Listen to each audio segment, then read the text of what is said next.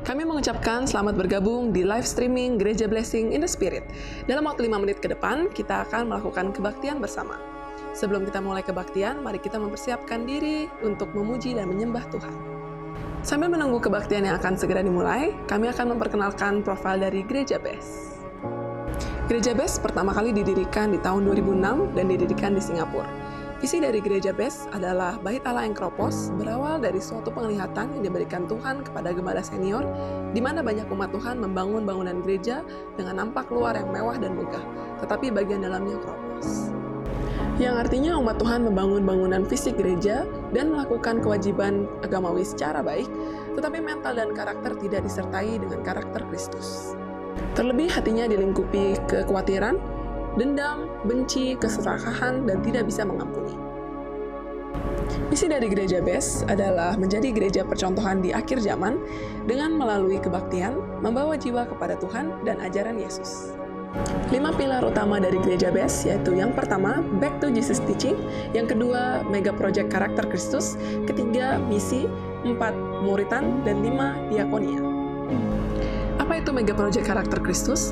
Mega Project Karakter Kristus adalah salah satu pilar dan program Gereja BES. Melalui program ini, gereja ingin membentuk karakter, mental, dan etika jemaat sesuai dengan ajaran Yesus. Hingga saat ini, Gereja BES sudah memiliki 59 cabang gereja yang tersebar di beberapa negara, seperti Indonesia, Singapura, China, Australia, Ghana, hingga Amerika.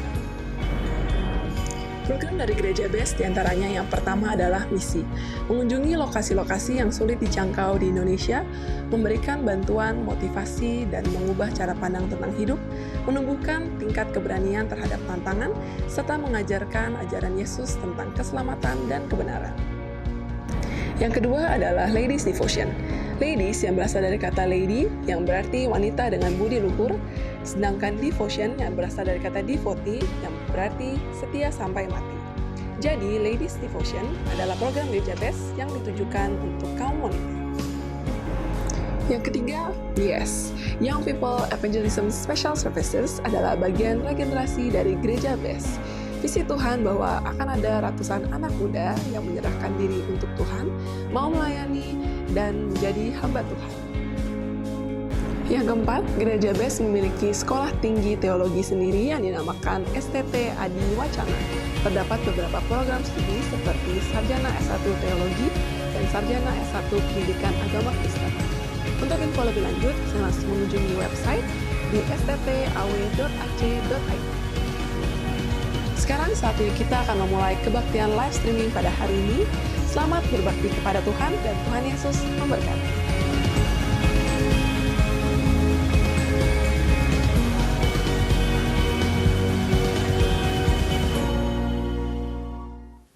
Shalom. Dimanapun Anda berada, saya percaya bahwa hadirat Tuhan ada di hati kita semua. Amin. Saya undang untuk Bapak Ibu bangkit berdiri. Kita bersatu hati di dalam Tuhan. Kami bersyukur Tuhan bahwa hari ini Engkau telah berikan kami kesempatan Tuhan untuk datang ke altar-Mu yang kudus, untuk memuji muliakan nama-Mu ya Bapa.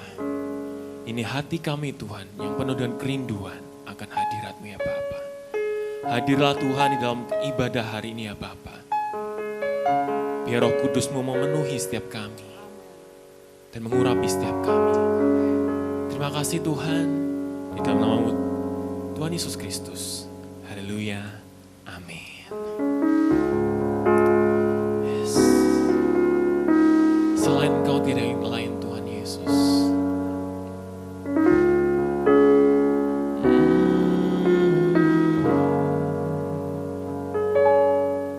Selain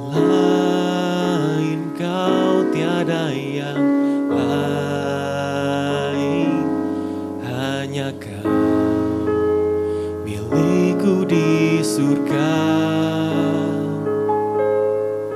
Sekalipun dagingku lenyap, hatiku lelah tak berdaya. Ku sembah Engkau, Allah yang perkasa. Ku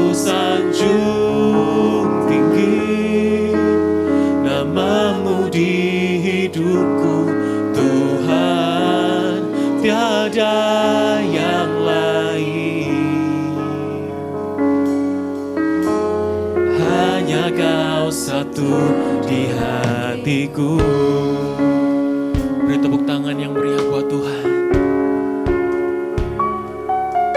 Selain Kau tiada yang lain, hanya Kau milikku di surga. Sekalipun dagingku lenyap, hatiku lelah tak berdaya. Kita sembah Dia. Ku sembah Engkau, Allah yang perkasa. Ku sanjung tinggi nama-Mu di hidupku Tuhan, tiada yang lain. Amin. Hanya Kau satu di hatiku. Ku sembah Engkau, Allah yang perkasa. Ku sanjung tinggi nama-Mu di hidupku Tuhan, tiada yang lain. Hanya Kau satu di hatiku. Lebih dalam lagi kita menyembah Tuhan. Oh, ku sembah Engkau, Allah yang perkasa. Ku sanjung tinggi nama-Mu di hidupku Tuhan, tiada yang lain. Hanya Kau satu. Hanya Kau satu di hatiku. Kami sembah Engkau. Ku sembah Engkau, Allah yang perkasa. Ku sanjung tinggi nama-Mu di hidupku Tuhan, tiada yang lain.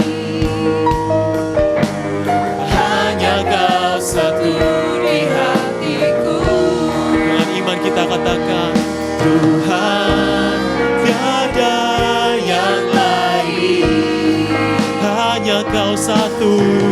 Hanya Kau satu di hatiku.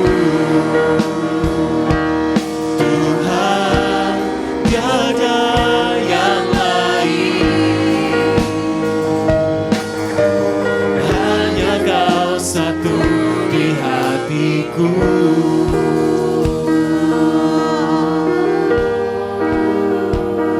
Mari sembah Dia, sembah Dia.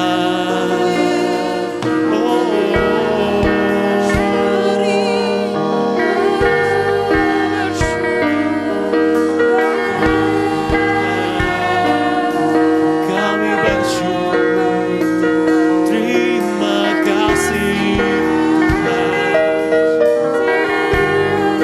Mari naikkan syukur-Mu di hadapan Tuhan. Bukan Dia yang terbaik.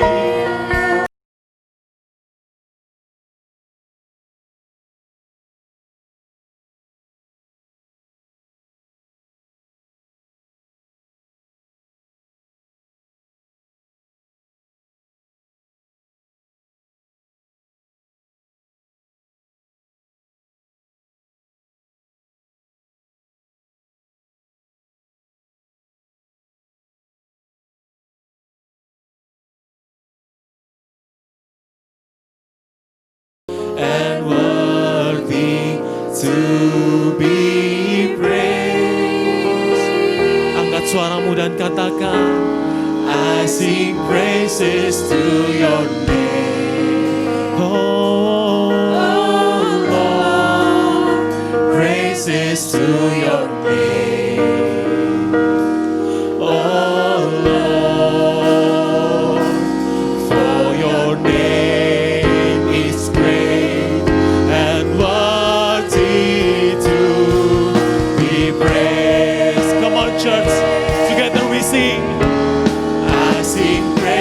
praises to your name, Jesus. Oh Lord, praises to your name. Oh Lord, for your name is great, for your name is great and worthy to be praised. I sing praises to your name. Oh Lord, praises to your name. Amen. Oh Lord, for your name is great and worthy to be praised. Jemaat Tuhan, katakan, I sing praises to your name. Oh Lord, praises to your name. Oh Lord, for your name is great, for your name is great and worthy to be praised. I sing praises to your name. Oh Lord, praises to your name. Oh Lord, for your name is great. For your name is great and worthy to be praised. Lebih sungguh-sungguh lagi kita katakan, I sing praises to your name. Oh Lord, praises to your name. Oh Lord, for your name is great and worthy to be praised. Worthy to be praised.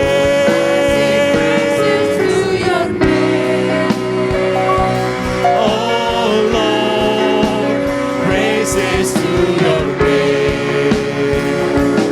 Oh Lord, for your name is great and worthy to be praised. For his name is great.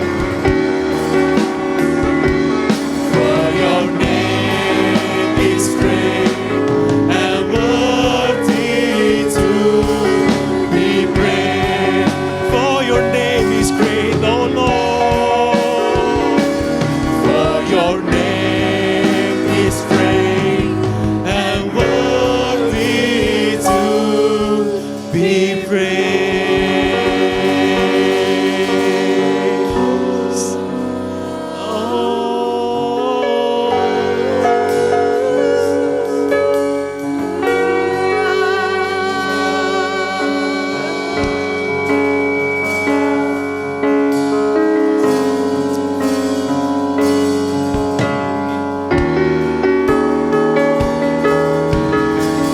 Kau Allah yang layak ditinggikan,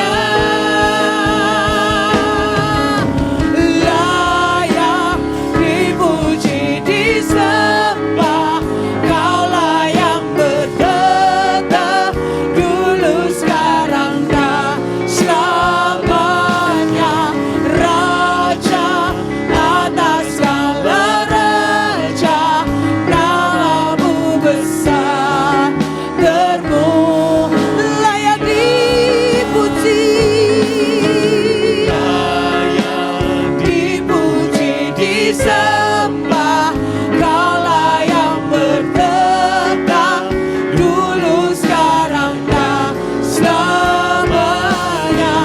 Raja atas segala raja, namamu besar termulia.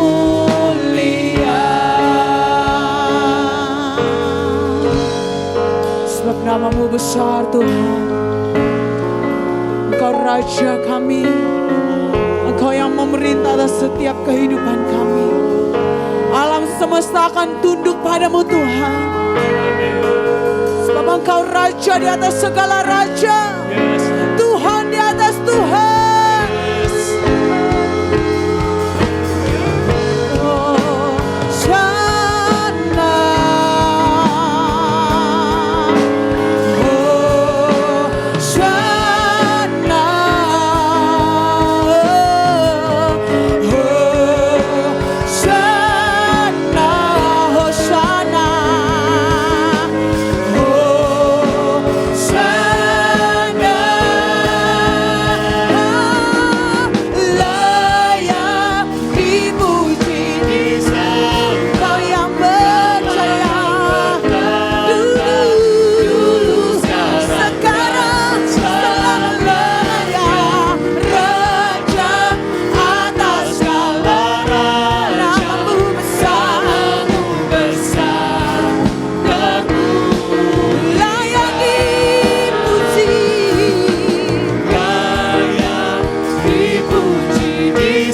Thank you Jesus. Dulu, sekarang, dan selama-lamanya. Raja atas segala raja, namamu besar termulia. Namamu besar termulia. Namamu besar termulia.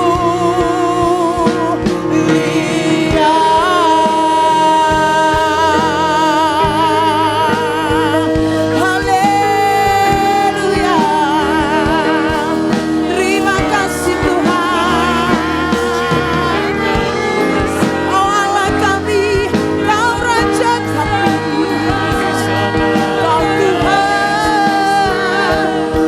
Kau Tuhan yang berkuasa.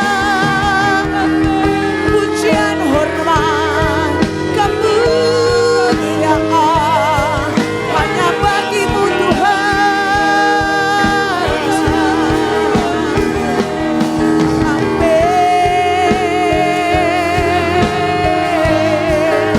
Kau Allah yang luar biasa, Kau Allah yang luar biasa.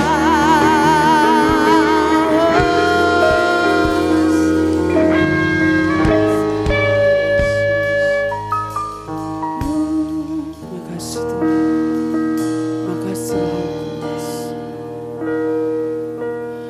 Oh, Shena in the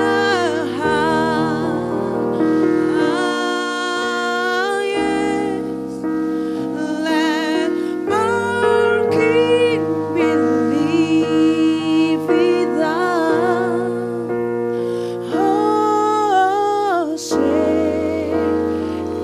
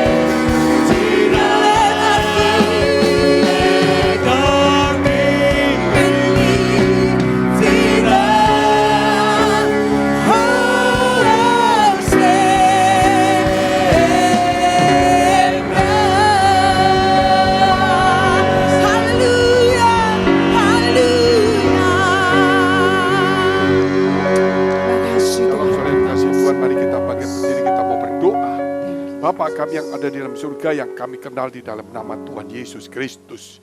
Kami mengucap syukur atas kehadiran Tuhan di tempat ini, bahkan kami boleh beribadah bersama-sama, baik Tuhan mereka yang secara online maupun juga Tuhan yang lainnya. Mereka yang ada di rumah, mungkin di rumah sakit, di penjara, di perjalanan, dimanapun juga mereka berada. Tuhan, kami percaya 2-3 orang berkumpul dalam nama Yesus, Engkau hadir di sana. Dan Engkau adalah Tuhan Allah yang hidup. Oleh sebab itu Tuhan, biarlah kehidupan itu datang kepada setiap kami yang mendengar firman Tuhan ini. Sehingga kami boleh diluputkan dari segala bencana, sakit, penyakit, kuasa kegelapan. Orang-orang jahat maupun virus maupun bakteri dan sebagainya. Ampuni segala dosa salah kami. Biar pada tahun yang baru ini Tuhan tidak henti-hentinya kami mohon ampun. Karena kami juga mengampuni orang lain. Kami ingin membersihkan hati pikiran kami. Kami ingin membuang segala kecewa, sakit hati, kebencian kami. Supaya Tuhan, tubuh kami boleh dipulihkan, disembuhkan demi nama Tuhan Yesus Kristus. Demikian juga kami berdoa Tuhan, untuk mereka yang punya masalah, persoalan, tantangan. Diberikan kekuatan, kemenangan di dalam nama Yesus Kristus. Haleluya. Amin, amin, amin. Silakan duduk, puji Tuhan. Shalom saudara yang kasih Tuhan, kita belajar firman Tuhan melalui tema tahunan kita pada tahun 2021, yaitu Reign of Glory, artinya pemerintahan kemuliaan. Jadi kita lihat ada pemerintahan, dunia ada pemerintahan, kerajaan kegelapan ada pemerintahan, tetapi jangan lupa surga juga ada pemerintahan. Kalau dunia punya pemerintahan, baik itu secara republik maupun tentang kerajaan. Kalau kuasa kegelapan dia mempunyai pemerintahan berdasarkan kerajaan, kegelapan. Surga juga pakai kerajaan. Kenapa saudara? Karena Yesus sebagai Raja, Allah kita adalah Raja mulia. Sehingga kita tidak bisa lagi berjumlah orang yang banyak terus kita demokrasi sehingga kemudian kita minta pemilihan raja atau presiden. Karena tidak ada yang bisa melebihi Tuhan. Hanya dialah raja. Raja mulia, raja yang maha besar. Oleh karena itu gereja atau juga kita bicara surga, tidak ada republik tetapi yang ada kerajaan. Di mana kita jelas sekali bahwa kita juga adalah anak-anak raja. Namun bukan berarti kita di bumi saat ini, kita ini saudara seperti sudah menjadi anak raja. Tetapi kita harus tunjukkan karakter kita, sifat kita. Bahwa kita calon anak raja surga, bukan di bumi. Raja di bumi itu berfoya-foya, punya kekuasaan, mungkin sewenang-wenang. Tapi di surga berbeda. Karena Raja kita Yesus Kristus turun menjadi manusia biasa. Dan mau menderita, melayani, dan menjadi hamba. Oleh karena itu saudara yang kasih Tuhan, mari. Dan tentunya juga kerajaan yang di surga itu bukan bicara Yesus sebagai Raja saja. Namun juga Yesus sebagai imam, sebagai Tuhan, imam maha besar, saudara, seperti pengganti daripada Imam Melkisedek. Melkisedek itu siapa? Orang berkata Melkisedek itu yaitu Tuhan Yesus sendiri. Ada yang berkata Melkisedek itu Roh Kudus, karena Melkisedek itu di zamannya Abraham, dia menyongsong Abraham, dan Abraham itu bapak orang beriman, memberikan perpuluhan kepada Melkisedek. Melkisedek ada Raja Salem. Dia tidak punya namanya keturunan, dia ada, cuman ada tidak bersilsilah. Dia ada dan kemudian dia lenyap begitu saja. Oleh sebab itu saudara, maka Abraham saja memberikan perpuluhan kepada Melkisedek sebagai imam besar. Oleh karena itu kemudian muncullah kalau kita melihat keimaman di zamannya Musa. Maka Musa kemudian memilih Harun sebagai imam. Dan turun-temurun semuanya di antara para imam itu ada imam besar. Tetapi itu saudara, setelah lewat zamannya Melkisedek, zamannya Abraham, itu zamannya Musa. Oleh sebab itu Yesus, saudara, bukan lagi keturunan bicara soal Harun. Secara kerajaan dia memang meminjam, yaitu nama daripada Daud sebagai keturunan anak Daud. Dia lahir di Bethlehem. Dia juga anak daripada Yusuf dan Maria. Dia lahir dari kandungan Roh Kudus. Yusuf juga keturunan Daud. Oleh karena itu dia disebut juga raja keturunan Daud. Tetapi dia juga imam maha besar, yaitu menggantikan Melkisedek. Karena apa? Karena dia bisa memberikan dirinya. Dan kemudian kita melihat kematiannya di kayu salib membelat, yaitu tirai bait Allah. Terbelah menjadi dua. Artinya keimaman secara manusia, yaitu dari Harun turun-temurun, itu sudah berakhir. Karena Yesus turun sebagai imam maha besar.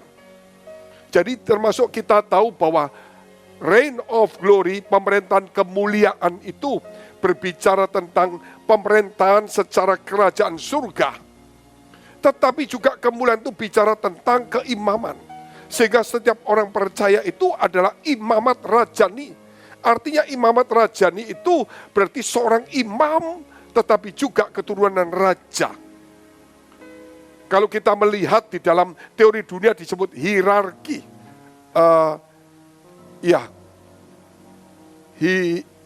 Hierarki, saudara. Artinya kepemimpinan dari imam, tetapi itu juga bukan raja. Sehingga sulit untuk disebutkan imamat rajani itu yang tepat. Oleh karena saudara yang dikasihi Tuhan, jadi jangan saudara semena-mena aku anak raja, aku harus naik bisnis kelas, aku harus pakaiannya mahal, cincin yang mahal, harus sombong. Oh bukan saudara, tapi kita juga seorang imam siapapun saudara. Walaupun saudara bukan seorang pendeta, tapi seorang imam. Imamat rajani, bangsa yang kudus, milik kepunyaan Allah. Haleluya. Oleh karena itu kita akan melihat, itu sepanjang tahun kita akan melihat pemerintahan kemuliaan. Kita lihat dulu dalam kitab Wahyu pasal 11, ayat 15 dan ayat 16. Lalu malaikat yang ketujuh meniup sangkakalanya dan terdengar suara-suara nyaring di dalam surga. Katanya pemerintahan atas dunia dipegang oleh Tuhan kita. Dan dia yang diurapinya yaitu Yesus. Dan ia akan memerintah sebagai raja sampai selama-lamanya. Bicara diurapinya, Yesus itu disebut Kristus atau Mesias, yaitu artinya diurapi dari tempat maha tinggi. Diurapinya berarti dia seorang imam, juga seorang raja. Di zaman dahulu, seorang raja itu kalau mau menjadi raja diurapi. Seperti Saul diurapi oleh Samuel, Daud diurapi oleh Samuel, Yesus juga sama. Dia diurapi tapi bukan manusia mengurapinya, tetapi dari tempat maha tinggi. Inilah anak yang kukasihi, kepadanya aku berkenan ketika dia dibaptis di sungai Yordan. Haleluya, puji Tuhan saudara yang dikasihi Tuhan. Jadi di sini kita melihat Yesus juga seorang imam besar, dia diurapi juga oleh Allah, Bapa kita, yaitu Bapa di surga. Bukan hanya itu, kalau kita melihat urapan kusta, artinya orang yang sakit kusta di zaman dahulu, ketika dia sembuh, maka saudara dia bisa berarti boleh masuk di masyarakat umum. Artinya kita juga diurapi dari manusia berdosa menjadi orang percaya Yesus Kristus, itu urapan ada. Tapi urapan sekarang turun kepada kita sebagai urapan raja-raja, sebagai urapan imam, sehingga kita disebut imamat rajani, bangsa yang kudus. Berkata bangsa yang kudus berarti kita dipilih dari dunia ini, dari orang-orang berdosa, disucikan, diampuni, seperti dari orang kusta yang telah disembuhkan boleh bergaul dengan masyarakat. Kalau zaman dulu kusta tidak boleh bergaul. Kalau dia ada sembuh, dia harus pergi ke imam dan dia harus dicek. Ketika dicek sembuh, dikasih surat dan pengurapan, itu namanya. Nah, kita dari bangsa biasa menjadi bangsa yang kudus, itu pengurapan. Tetapi bukan hanya itu, kita diurapi juga sebagai anak-anak raja dan juga imamat rajani. Dan kita adalah milik kepunyaan Allah. Disebut juga anak-anak Allah. Saudara bayangkan kalau kita bicara Allah. Allah yang kita sembah. Berarti dia imam yang maha tinggi, juga sekaligus raja yang maha besar. Kita lihat terus ayatnya. Dan ke-24 tua-tua yang duduk di hadapan Allah di atas takhta mereka tersungkur dan menyembah Allah. Saudara, menyembah Allah. Dari sini kita tahu sekali, berarti pemerintahan kemuliaan, bukan pemerintahan kegelapan iblis, bukan pemerintahan kejahatan seperti dunia, tetapi kemuliaan, ada kesucian, ada kekudusan, ada kebenaran, saudara. Oleh karena itu, saudara yang dikasihi Tuhan, kita pelan-pelan kita akan melihat kebenaran ini. Kita lihat Matius pasal 6 ayat 13. Dan janganlah membawa kami ke dalam pencobaan di dalam doa Bapa kami, tetapi lepaskanlah kami daripada yang jahat. Karena Engkaulah yang mempunyai kerajaan dan kuasa dan kemuliaan sampai selama-lamanya. Amin. Jadi di dalam doa Bapa kami juga jelas disebutkan, karena Engkau yang punya kerajaan dan kuasa dan kemuliaan sampai selama-lamanya. Oleh sebab itu doa Bapa kami perlu kita pakai terus, karena di dalamnya itu satu pengakuan iman kepada Bapa di surga, kepada Tuhan kita Yesus Kristus yang diajarkan oleh Tuhan kepada kita. Itu sama seperti pengakuan iman. Seperti pengakuan iman, tetapi itu juga dari firman Allah. Bukan manusia yang membuat seperti kita pengakuan iman Konsili Nisia pada abad yang keempat. Tetapi di pengakuan iman yang dari firman Allah, Engkaulah yang punya kerajaan dan kuasa dan kemuliaan sampai selama-lamanya. Amin. Artinya kita mengakui otoritas, hierarki, kekuasaan Allah yang maha tinggi sebagai raja, termasuk pemerintahan, punya kekuasaan dan juga punya kemuliaan. Puji Tuhan, saudara. Oleh sebab itu poin pertama, Engkaulah yang punya kerajaan dan kemuliaan. Itu harus saudara kita pakai di dalam doa Bapa kami, bukan satu permintaan, bukan satu permohonan, tapi satu penyataan, pengakuan seperti pengakuan iman. Seperti pengakuan iman kalau kita bicara tentang pengakuan iman Nisil Konsea. Bukan berarti saudara ini menggantikan pengakuan iman Konsili Nisia, bukan. Tetapi Konsili Nisia pengakuan iman secara liturgi bersama-sama gereja. Namun ini juga pengakuan dari iman kita terdalam. Melalui setiap kali kami berdoa, kami memanjatkan seperti itu kepada Tuhan kita, Yesus Kristus dan Allah Bapa di surga. Dan kalau saudara mau membaca di dalam doa Bapa kami di awalnya, Bapa kami di surga, bicara surga. Datanglah kerajaanmu. Jadilah kehendakmu di bumi seperti di surga. Berarti kerajaannya ada di surga. Sebab datang kerajaan di surga itu sudah ada di bumi ini, yaitu gereja. Berdasarkan kebenaran, kemuliaan, kesucian, kekudusan. Dan termasuk saudara, bukan hanya itu, kebenaran juga. Dan di dalamnya juga ada kasih dan kebenaran firman Allah. Puji Tuhan. Kita lihat poin yang kedua. Yesus Raja Kemuliaan. Wahyu 11 ayat 17. Dikatakan apa? Sambil berkata, kami mengucap syukur kepadamu ya Tuhan Allah yang maha kuasa. Ya sudah, Tuhan Allah yang maha kuasa. Kata maha dan yang itu bukan yang biasa. Y-nya besar, yang kudus, yang maha kuasa. Yang ada, Y-nya kecil. Dan yang sudah ada, Y-nya kecil menunjukkan. Tetapi kalau yang itu maha kuasa menunjukkan yang maha besar. Karena engkau telah memangku kuasamu yang besar. Dan telah mulai memerintah sebagai raja. Memerintah sebagai raja. Yaitu Yesus Kristus. Kalau kita tahu saudara baca di dalam Yesaya 9 ayat 5 nanti kita akan lihat bahwa ya nggak usah kita baca lah. Saudara sudah tahu dalam Natal-Natal itu seorang anak telah lahir bagi kita. Seorang putra telah diberikan kepada kita. Lambang pemerintahan ada di atas bahunya. Pemerintahan. Dan namanya disebutkan penasihat ajaib. Allah yang perkasa. Bapa yang kekal, Raja damai. Besar kekuasaannya tidak terhingga. Siapa yang pernah lahir ke dunia?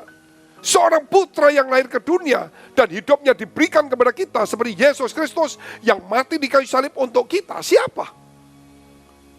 Yesus itulah Allah dan dia menjadi Raja, yaitu Raja damai. Oleh karena itu saudara yang kasih Tuhan, Yesus Raja kemuliaan. Bicara kemuliaan bukan berarti emasnya banyak, bicara kemuliaan bukan mengalahkan segala yang ada, namun bicara kemuliaan, bicara kekudusan, kesucian, kerendahan hati, saudara. Bukan hanya itu juga, kasih yang begitu besar, belas kasihan dan kemurahan yang begitu besar. Itulah orang yang disebut berbudi luhur, orang yang mulia. Itulah Yesus Kristus. Kita lihat dalam kitab Matius pasal 2, ayat 1 sampai dengan 5. Yaitu apa yang dikatakan Yesus Kristus, apa yang dikatakan oleh orang Majus ketika Yesus lahir. Sesudah Yesus dilahirkan di Bethlehem di tanah Yudea pada zaman Raja Herodes, datanglah orang-orang Majus dari timur ke Yerusalem dan bertanya-tanya, di manakah dia? Raja orang Yahudi, ini masih kecil lahir saja. Orang Majus datang berkata, Raja itu lahir. Yang baru dilahirkan itu, kami telah melihat bintangnya di timur dan kami datang untuk menyembah dia. Sampai di sini saja. Berarti orang Majus itu bukan orang biasa. Dia dari timur Persia, kerajaan besar yang bersaing dengan kerajaan Romawi. 3 orang ini 3 orang yang terkenal, amat terkenal. Sampai ketika dia datang di Bethlehem, kemudian di Bethlehem dibuatkan sebuah gereja oleh Ratu Helena. Setelah Yesus naik ke surga, 200 tahun kemudian dibuatlah gereja. Dan di gereja itu digambarkan 3 tentang orang Majus. 600 tahun kemudian orang Persia menang dengan orang Romawi. Israel dikuasai, dihancurkan semua gereja, tempat-tempat itu. Namun ketika mereka melihat gereja yang ada di Bethlehem, ada 3 orang ini, ada gambar fotonya. Mereka tidak berani masuk.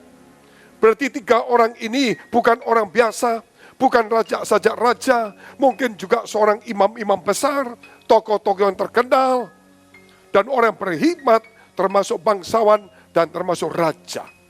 Kalau orang ini menyembah kepada Yesus sampai kerajaan Persia 600 tahun kemudian, ketika dia menang dia tidak berani membongkar ini. Berarti pengaruhnya sangat besar sekali. Puji Tuhan.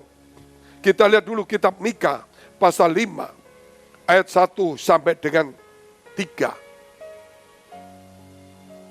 Tetapi engkau, hai Bethlehem Efrata, hai yang terkecil di antara kaum-kaum Yuda, daripadamu akan bangkit bagiku seorang yang akan memerintah Israel, yang permulaannya sudah sejak purbakala, sejak dahulu kala. Jadi di Bethlehem akan lahir seorang putra, lahir laki-laki, yang akan memerintah, dan permulanya sejak purbakala.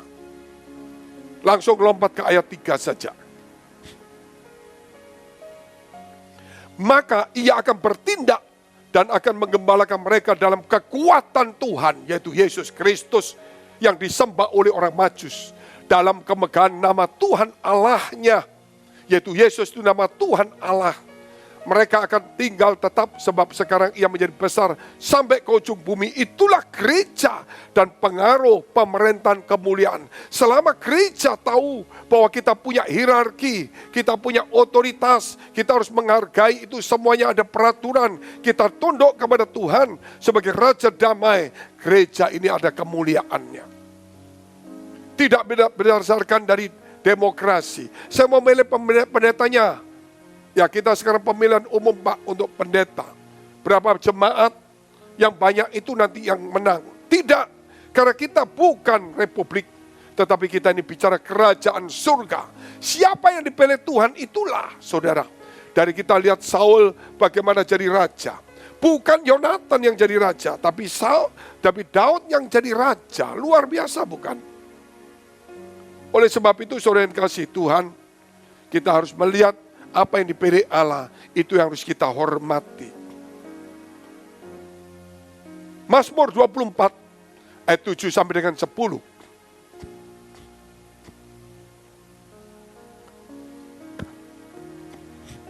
Angkatlah kepalamu, hai pintu-pintu gerbang, dan terangkanlah kamu, hai pintu-pintu yang berapat-apat, supaya masuk Raja Kemuliaan. Siapakah itu Raja Kemuliaan? Tuhan jaya dan perkasa, Tuhan perkasa dalam peperangan. Angkatlah kepalamu, hai pintu-pintu gerbang, dan terangkanlah kamu, hai pintu-pintu yang berapat-apat, supaya masuk Raja Kemuliaan. Siapakah dia itu Raja Kemuliaan? Tuhan semesta alam, dialah Raja Kemuliaan. Pintu yang berapat-apat akan terbuka, supaya Raja Kemuliaan itu masuk. Siapakah itu? Yesus Kristus. Pintu yang berapat-apat yang tertutup itu menunjukkan pintu gerbang timur, pintu domba atau Golden Gate yang ada di Israel, Yerusalem, yang menghadap ke Bukit Zaitun, di mana Yesus pernah masuk dengan menunggangi seekor keledai, dan mereka menaruh pakaiannya dan memakai juga pohon palem. Hosana bagi anak Daud, Raja yang besar, Hosana dan sebagainya. Dan kemudian Yesus naik ke surga di Bukit Zaitun. Ini timur, ini menghadap timur, ini timurnya Bukit Zaitun, ini pintu gerbangnya. Dan apa yang terjadi? Yesus akan datang di tempat yang sama. Dan kemudian kalau kita tahu Yesus akan datang, maka dia akan masuk. Yaitu apa? Pintu gerbang yang berapat-apat tertutup. Kapan pintu ini tertutup? Itu di zamannya ketika Israel, Yerusalem dikuasai oleh pihak seberang. Dan sudah berapat-apat. Sudah kalau kita hitung dari meterainya, yaitu zamannya Sultan Ottoman di Meterai, itu sudah sekitar hampir 600 tahun. Tetapi sebelum dimeterai oleh Sultan Ottoman Turki, itu sudah ditutup biasa tapi tidak dicor. Itu sudah ada 100-200 tahun. Jadi sudah 700-800 tahun. Dan itu pintu berapat-apat tertutup, bukan oleh Kristen yang menutup. Justru dari pihak seberang yang menutup. Itu menunjukkan bahwa nubuatan ini bukan dibuat-buat, tetapi justru orang yang lain yang menggenapi. Itu namanya firman Allah yang luar biasa.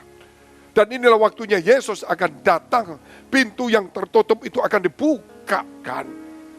Dan inilah waktunya sebentar lagi dia akan datang. Karena Yesus Raja Kemuliaan. Apa yang disabdakan itu terjadi. Kita lihat poin yang ketiga. Yesus dan Injil Kerajaan. Kalau kita bicara reign of glory, pemerintahan kemuliaan itu begitu panjang lebar, saudara. Tapi saya mau membuat kepada saudara yang mengerti firman Allah, saudara bisa menangkap yang mengikuti pelajaran kita dari sejak awal. Kalau saudara baru datang, baru mengikuti, mungkin saudara bingung, ini apa ya? Pintu berabad-abad, saudara mesti belajar itu lagi. Ada bukunya. Bukunya ada buku tipis. Nanti saudara belajar ini apa ya? Wahyu, ada juga kedatangan Tuhan. Nah, karena kita sudah di gereja, sudah dilatih, sudah 14 tahun, sudah pelajaran ini ada, sehingga yang lama, terutama pendeta-pendeta, pasti dia tahu. Saya tidak bisa khotbahkan kecil-kecil lagi, karena itu sudah dikhotbahkan. Saudara bisa lihat di dalam YouTube, nanti ada akhir zaman, tentang apa, ada semuanya. Kita lihat dulu, Wahyu, pasal 11 ayat 18 dan 19. Dan semua bangsa telah marah, tetapi amarahmu telah datang dan saat bagi orang-orangmu mati untuk dihakimi. Saat bagi orang-orang mati untuk dihakimi. Dan untuk memberi upah kepada hamba-hambamu, nabi-nabi dan orang-orang kudus. Dan kepada mereka yang takut akan namamu. Kepada orang-orang kecil dan orang-orang besar. Dan untuk membinasakan barang siapa yang membinasakan bumi.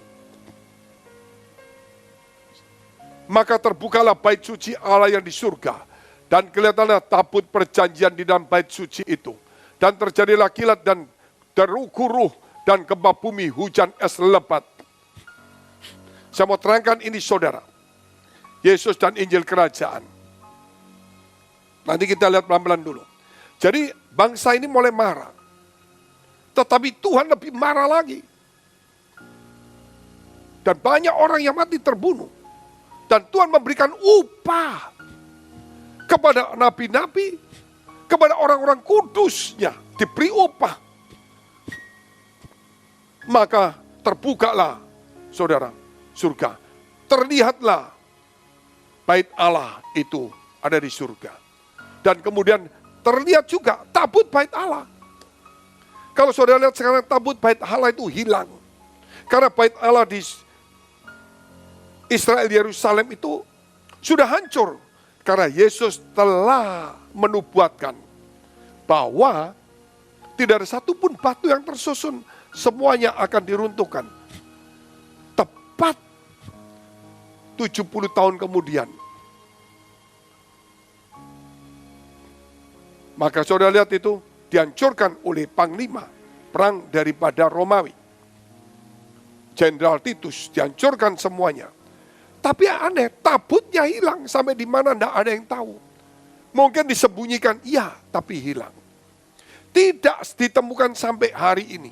Sehingga kalau orang membangun tabut, membangun bait Allah, mungkin bisa bangun.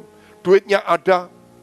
Mungkin cari poin yang kedua, lembu merahnya yang tidak bercacat, belum tentu ada. Kalau ada pun saudara, itu untuk pendiriannya. Jadi untuk pentasbisannya. Batu pertama diletakkan harus ada darah, yaitu dari lembu merah yang diperkorbankan Tuhan, debunya, abunya dari itu disiramkan ke air, dan semua orang yang najis, artinya yang belum itu disiramkan supaya mereka boleh kerja membangun bait Allah. Tetapi kalau tidak ada tabutnya, apa artinya bait Allah? Oleh sebab itu dikatakan tabut bait Allah dari surga. Sampai sekarang tidak ditemukan dimanapun juga. Kita lihat dulu Matius 4 ayat 23. Kita lihat saja. Apa kata Yesus ketika dia ada di bumi? Yesus berkeliling di seluruh Galilea. Ia mengajar dalam rumah-rumah ibadat dan memberitakan Injil kerajaan Allah, serta melenyapkan segala penyakit dan kelemahan di antara bangsa itu. Jadi Yesus keliling di mana-mana, dia memberitakan Injil kerajaan Allah. Haleluya. Jadi Yesus waktu datang di bumi, dia sebagai manusia memberitakan Injil kerajaan Allah. Kerajaan Allah, termasuk juga ada kemuliaan. Dan Yesus akan datang, yang tadi saya katakan. Dan semuanya sudah ready. Pintu gerbangnya yang tertutup, sudah tertutup sekian berabad-abad. Sudah digenapi. Tabut bait Allah sampai hari ini tidak ketemu, sudah digenapi. Bait Allah diruntuhkan, sudah digenapi. Hanya satu saudara, yaitu pemerintahan kemuliaan. Gereja ini harus punya hierarki otoritas. Ada peraturan semua orang tunduk. Ada Raja Damai Yesus Kristus. Dan kita harus hidup di dalam sebagai bangsa yang kudus. Imamat rajani, milik kepunyaan Allah. Puji Tuhan. Kita lihat dulu Matius pasal 9 ayat 35. Demikianlah Yesus berkeliling ke semua kota dan desa. Ia mengajar dalam rumah-rumah ibadat dan memberitakan Injil kerajaan surga, serta melenyapkan segala penyakit dan kelemahan. Injil kerajaan surga. Kalau tadi kita lihat dalam kitab Matius pasal 4 ayat 23, Injil kerajaan Allah, Injil kerajaan surga, sama saudara. Ya memang bedanya antara Allah dan surga saja. Surga itu tempat Allah. Di mana ada Allah, di situ surga. Nah, kerajaan surga itu bicara tempatnya surga. Kalau Injil kerajaan Allah bicara tentang Allahnya yang ada di surga. Jadi sama saja saudara. Oleh karena itu saudara, kita tidak perlu lagi membuat satu perbedaan. Perbedaan antara berarti kita bicaranya itu umum, yaitu tentang surga dan Allah itu sendiri. Kalau mau dibedakan ya cuma satu bicara tempat aja, satu bicara pribadinya Allah. Ada Allah, ada surga. Di surga tentu ada Allah di situ. Mudah saja saudara. Jangan terlalu dibikin rumit saja. Tetapi kalau kita bicara Allah berarti pribadinya. Tetapi itu kerajaan Allah bicara kerajaannya. Nah kalau kita kerajaan surga bicara kerajaannya. Nah kalau saudara bicara Allah sama surga, ya silakan saudara pisahkan. Ini pribadi, ini tempat. Ini punya sifat, ini tidak. Ini hanya punya saudara keadaannya yang mulia. Tetapi tanpa Allah yang mulia, surga juga tidak mulia. Matius 24 ayat yang ke-14. Dan Injil kerajaan ini akan diberitakan di seluruh dunia menjadi kesaksian bagi semua bangsa. Sesudah itu barulah tiba kesudahan. Oleh karena itu Yesus katakan Injil kerajaan. Jadi Tuhan Yesus tidak membedakan antara kerajaan Allah dan kerajaan surga. Tetapi dia lebih menunjukkan tentang kerajaan itu.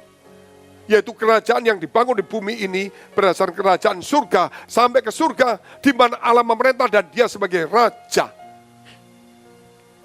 Jadi puji Tuhan, saudara yang kasih Tuhan, kita ini imamat rajani. Yaitu setiap orang anak-anak raja, anak-anak Allah, termasuk juga saudara, jaga tingkah laku, karakter kita harus tingkatkan mega project karakter Kristus. Karena kita ini saudara harus menyatakan, mencerminkan kemuliaan Allah. Sehingga gereja itu disebut juga pemerintahan atau kerajaan kemuliaan. Itu nampak.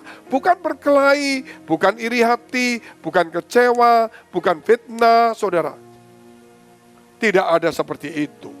Apalagi merebut kedudukan, mencari materi di gereja, tidak. Tapi Tuhan juga akan tetap memberkati kita. Namun bukan berarti kita mencari Tuhan karena berkatnya. Tapi kita mencari Tuhan karena kemuliaan Tuhan diberikan kepada kita. Poin yang keempat, pemerintahan kerajaan para imam. Pemerintahan kerajaan para imam, yaitu kita-kita ini semuanya, akan memerintah bersama dengan Yesus sebagai raja, termasuk sebagai imam juga. Dengan pakaian raja, dengan mahkota. Tetapi imam yang juga mengerti tentang tata cara ibadah, mengerti firman Allah, mengerti kebenaran, dan hidup dalam kebenaran. Wahyu pasal 1 ayat 5 sampai 8. Dan dari Yesus Kristus saksi yang setia, yang pertama bangkit dari antara orang mati. Jadi Yesus mati dan bangkit yang pertama. Dan yang berkuasa atas raja-raja bumi, makanya dia raja besar, raja maha besar, raja mulia. Karena dia berkuasa atas raja-raja di bumi. Bagi dia yang mengasihi kita dan yang telah melepaskan kita dari dosa kita oleh darahnya. Dan yang telah membuat kita menjadi suatu kerajaan. Menjadi imam-imam bagi Allah. Luar biasa. Suatu kerajaan dan imam-imam. Gereja ini seperti kerajaan. Dan orang-orang di dalam ini semua itu imam-imam. Walaupun kita juga mewarisi kerajaan itu. Bisa menangkap ya, kita punya otoritas, punya hierarki. Tetapi kita juga menunjukkan karakter kita. Karakter kita, pengertian kita akan firman Allah yang bisa membimbing orang kepada kebenaran. Kita lihat terus. Menjadi imam-imam bagi Allah Bapaknya. Bagi dialah kemuliaan dan kuasa sampai selama-lamanya. Amin. Jadi kemuliaan. Jadi Allah kita itu Bapak kita, saudara. Kalau Allah Bapak kita, kita mencerminkan Bapak kita. Mencerminkan dalam bentuk apa? Karakter kita. Sebagai imam-imam, bukan hanya kekayaan, kekuasaan, yang serta-merta menjadi sombong, arogan. Bukan. Jabatan pendeta itu jabatan yang boleh dikatakan terhina. Karena dia pendeta itu pemimpin rohani, betul pemimpin. Tapi pemimpin adalah orang yang paling rendah, yang melayani. Itu di tempat pemerintahan surga. Kalau pemerintahan di dunia, seorang pemimpin itu sewenang-wenang memerintah. Kalau di kerajaan surga, seorang pemimpin itu di bawahnya. Dia melayani. Jadi saudara, itu karena itu nama gereja kita, saudara. Untuk internal. Yaitu kita pakai hamba Tuhan. Supaya kita tahu setiap pendeta itu adalah hamba Tuhan. Yang wajib melayani, bukan arogansi. Bukan sombong penampilan memerintah. Bukan gaya minta fasilitas dihormati. Walaupun kita juga perlu dihormati. Itu hierarki. Tapi saudara kita merendahkan diri. Melayani seperti Yesus Kristus. Bahkan membasuh kaki, bukan berarti membasuh kaki. Banyak orang yang setiap tahun membasuh kaki, mengambil hati. Tapi hatinya tidak merendah. Tuhan tunjukkan itu bagaimana membasuh kaki itu hati kita rendah, mau melayani orang-orang miskin. Puji Tuhan saudara. Kita lihat terus ayat 7 dan 8. Lihat, ia datang dengan awan-awan. Yesus akan datang. Dan setiap mata akan melihat dia. Juga mereka yang telah menikam dia. Dan semua bangsa di bumi akan meratapi dia. Ya, amin. Aku, kata Yesus, adalah Alfa dan Omega. Firman Tuhan Allah yang ada dan yang sudah ada dan yang akan datang, yang maha kuasa. Yesus Kristus Alfa dan Omega. Yang lalu, yang sudah ada dan akan datang, yang maha kuasa. Firman Allah yang hidup. Puji Tuhan yang mati, yang bangkit. Jangan percaya dengan omongan orang. Yesus tidak mati, aku punya kitabnya nih. Yesus tidak mati. Yang mati itu mungkin Yudas, siapa yang menggantungkan diri? Bingung saudara. Siapa yang menunjukkan dirinya kepada Thomas dan semua orang? Rabalah, cocoklah tanganmu di lubang tangan dan lambungku. Firman Allah mengatakan Yesus sebagai Mesias harus menderita dan mati. Itu firmannya. Jadi jangan mempercayai seperti itu. Yang terakhir Wahyu 5 ayat 9 sampai dengan 12. Dan mereka menyanyikan suatu nyanyian baru katanya. Yaitu kepada Yesus. Engkau layak menerima gulungan kitab itu. Dan membuka materai-materainya karena engkau telah disembelih. Yesus itu mati di kayu salib. Seperti anak domba yang disembelih dikorbankan. Sehingga kita tidak ada lagi hari raya kurban. Dan dengan darahmu. Engkau telah membeli mereka bagi Allah. Dari tiap-tiap suku dan bangsa. Bahasa dan kaum dan bangsa. Melalui Yesus Kristus kita telah dibeli. Dan engkau telah membuat mereka, yaitu yang percaya, menjadi suatu kerajaan. Dan menjadi imam-imam bagi Allah kita. Dan mereka akan memerintah sebagai raja di bumi. Maka aku melihat dan mendengar suara banyak malaikat sekeliling takhta. Makhluk-makhluk dan tua-tua itu jumlah mereka berlaksa-laksa. Dan beribu-ribu laksa itu berjuta-juta. Bahkan beratus-ratus juta. Katanya dengan suara nyaring, anak domba, yaitu Yesus, disebut anak domba Allah. Yang disembelih itu layak untuk menerima kuasa. Dan kekayaan. Dan hikmat. Dan kekuatan. Dan hormat. Dan kemuliaan. Dan puji-pujian. Puji Tuhan saudara kita adalah kerajaan para imam-imam. Mari saudara yang kasih Tuhan kita merenungkan ayat ini, kita akan belajar berulang-ulang.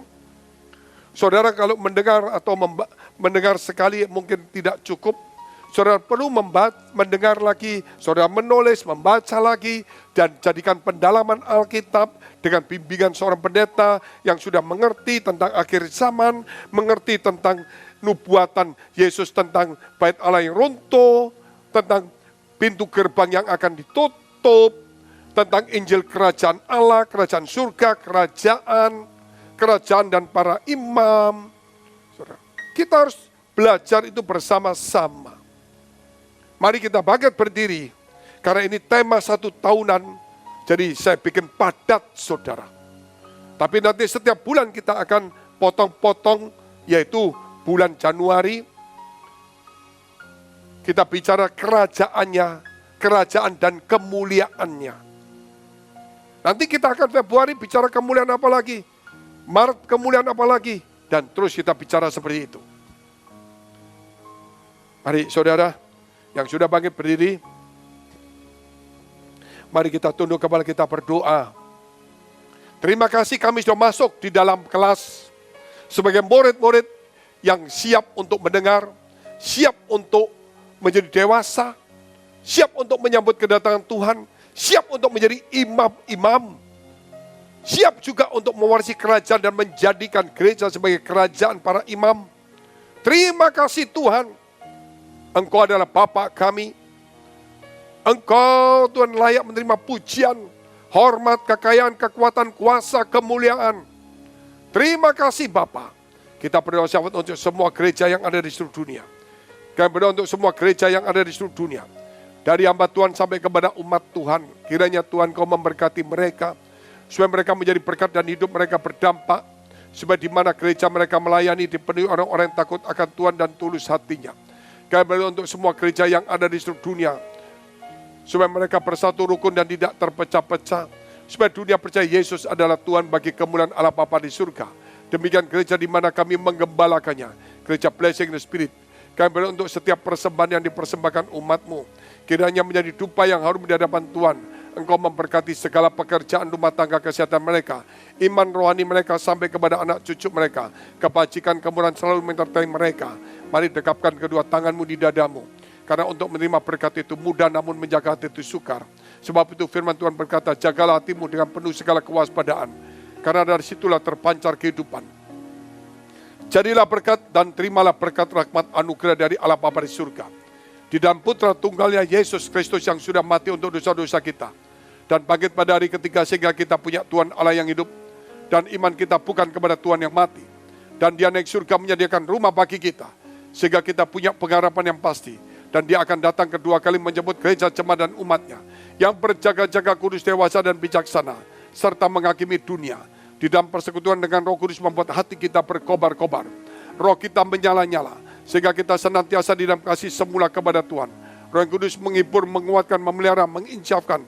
Menuntun, memimpin kita kepada kebenaran dan kekudusan. Dan membuat kita menjadi saksi Kristus. Mulai hari ini sampai selama-lamanya. Mari kita akhiri dengan doa yang diajarkan Tuhan Yesus kepada kita. Bapa kami yang ada di surga. Dikuduskanlah namamu. Datanglah kerajaanmu. Jadilah kehendak-Mu di bumi seperti di surga. Berikanlah kami pada hari ini makanan kami yang secukupnya. Dan ampunilah kami akan kesalahan kami. Seperti kami juga telah mengampuni orang bersalah pada kami. Dan janganlah membawa kami ke dalam pencobaan. Tetapi lepaskanlah kami daripada yang jahat. Karena Engkau yang punya kerajaan dan kuasa dan kemuliaan. Sampai selama-lamanya. Amin. Puji Tuhan. Ketika kerajaan surga itu datang dan saudara mengerti. Dikatakan Yesus memberitakan kerajaan, melenyapkan penyakit, menyembuhkan, mengusir setan. Haleluya. Kuasai pelajaran ini, pasti setan, penyakit kita juga akan dilepaskan. Silakan duduk, Tuhan Yesus memberkati. God bless. Haleluya, haleluya. Haleluya, haleluya. Haleluya, haleluya.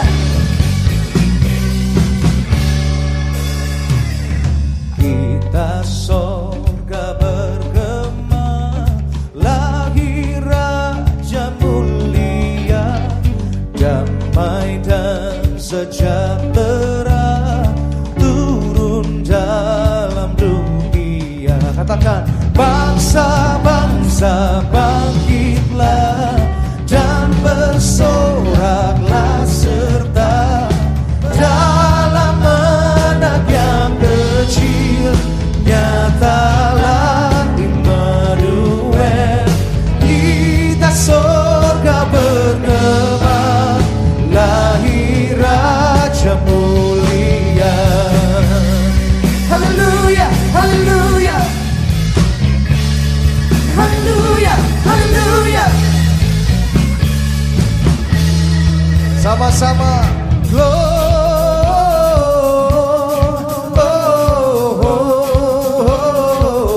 Gloria, muliakan. Lebih keras katakan Gloria.